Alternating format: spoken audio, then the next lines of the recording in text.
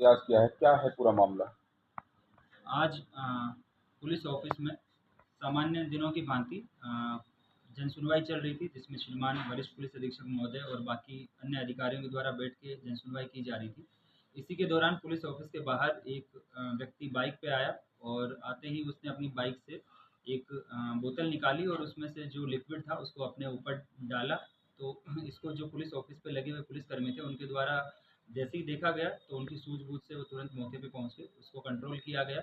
उसके हाथ से जो बोतल और लाइटर थी उसको छीन लिया गया। इसके जो कपड़े थे उसमें कुछ वो केमिकल गिर गया था, उसको बाद में धुलवाया गया, पानी से साफ किया गया।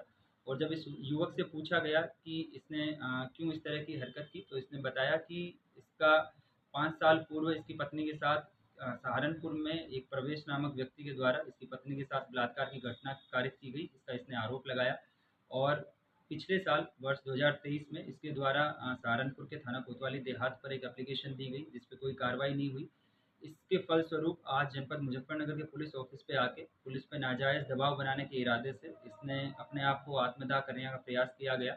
इसमें इसके खिलाफ सुसंगत धाराओं में सिविल लाइन थाने पे मुकदमा पंजीकृत किया जाएगा, जो भारतीय न्याय संहिता की नई धारा 227 है। उसमें अगर कोई व्यक्ति अपने आप को सुसाइड करने का प्रयास करता है किसी पब्लिक अथॉरिटी पे नाजायज़ दबाव बनाने के इरादे से, तो ये उसमें अपराध की श्रेणी में आता है। इसके खिलाफ मेडिकल और अन्य विधिक कार्रवाई अमल में लाते हुए जो इसके खिलाफ लीगल एक्शन है वो लिया जा रहा है। बाकी इसकी जो समस्या है या जो इसकी एप्लीकेशन जो इसके संबंध में दी गई थी, उसके संबंध में जनपद सहारनपुर को अलग से इसमें पत्राचार किया जाएगा। जो इसके द्वारा लगाए गए आरोप हैं उनकी डिटेल में जाँच जिस स्तर पे पेंडिंग है वहाँ से की जाएगी।